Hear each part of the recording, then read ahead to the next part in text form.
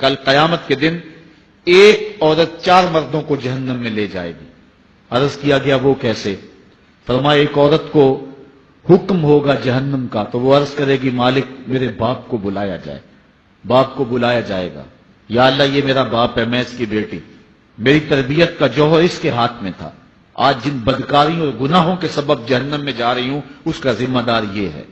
وہ باپ جس نے اپنے بیٹی کو سب کچھ دیا، اپنی اولاد کی تعلیم کے لیے اپنے پلاٹ بیچ دیے، جائیدادیں فروخت کر دی، نہیں دیا تو دین نہیں دیا، کل قیامت کے دن وہ اللہ کے حضور کیا جواب دے گا؟ ارشاد ہوگا اسے بھی پکڑو، اس کے باپ کو بھی پکڑو، جہنم میں لے جاؤ۔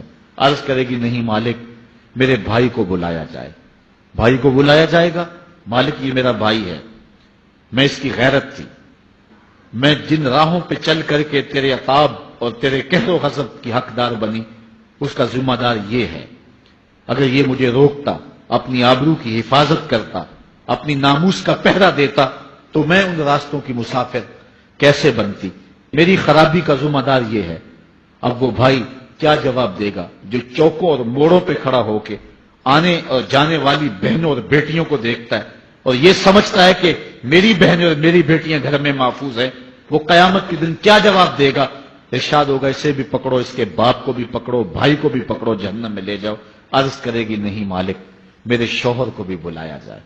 بلایا جائے گا، مالک یہ میرا شوہر ہے اور میں اس کی بیوی، میری تربیت کا جوہر ماں باپ کے بعد اس کے ہاتھ میں تھا اور اس کے پاس طلاق کی دھمکی ایسی چیز تھی، مجھے جو چاہتا منواتا اور جس انداز میں ڈھالنا چاہتا مجھے ڈھال لیتا، لیکن اس نے مجھے کبھی راہ حق کی طرف نہیں بلایا تھا۔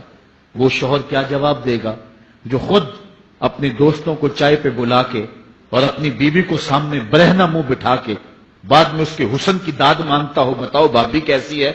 تو وہ کیا جواب دے گا قیامت کے دن؟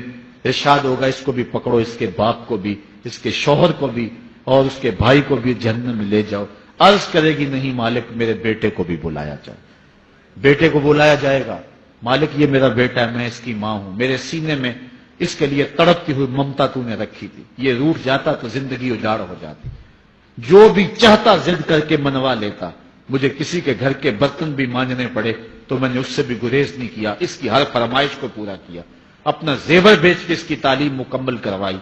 اگر یہ ضد کرتا کہ امی آپ نماز نہیں پڑھتی، میں آپ کے ہاتھ کا کھانا نہیں کھاؤں گا، امی آپ یہ عمل کیوں کرتی ہیں، یہ شریعت میں جائز نہیں ہے، تو میں جو ہے وہ کھانا نہیں کھاؤں گا، تو کیا میری ممتا مجبور نہ ہو جاتی؟